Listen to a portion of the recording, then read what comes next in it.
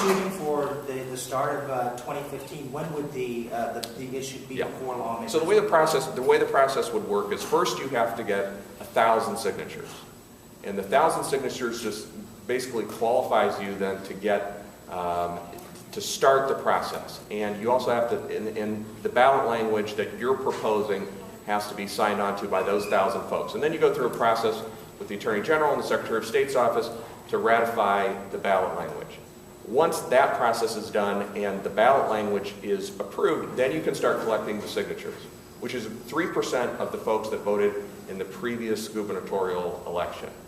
Now, the legislature is going to go back into session at the beginning of 2014 in January, and that's by statute and constitution when they will be called back into session. So we would have until that time to submit our approved signatures. Now, then they have a certain amount of time to act on the legislation.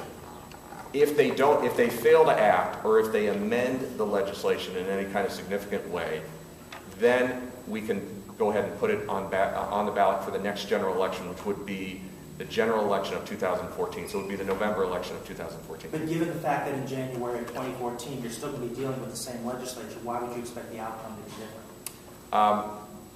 Look, hope springs eternal. All right. look, it's the same thing as you know. When I called on the governor to line item veto some of the most extreme portions of the budget after the legislature passed it, before he signed it, I didn't have high hopes, but I felt like I should at least call on him to do that. And he did line item veto some portions of it, having to do with spider monkeys and other things.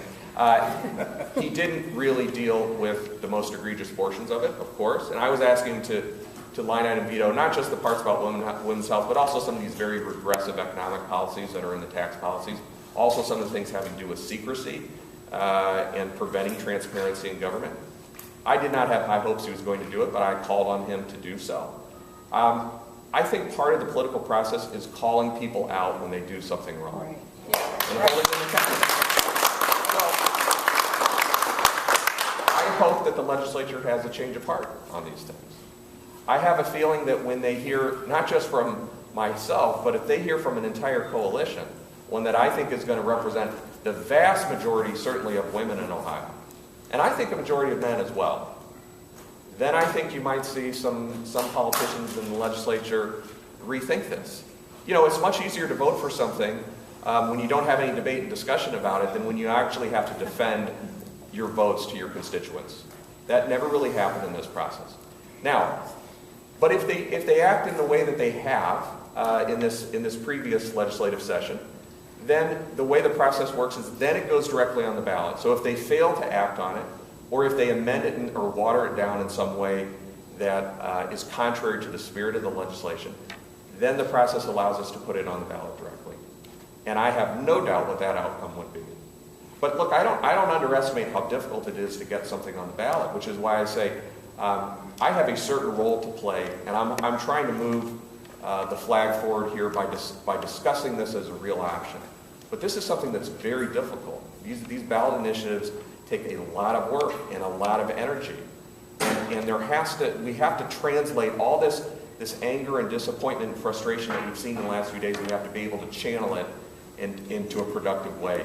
And that would be one way to do it. I don't think it's necessarily the only way to do it, because if it goes on the ballot, we would be one part of that coalition, but it would have to be a really broad-based coalition if we were going to be able to overturn this.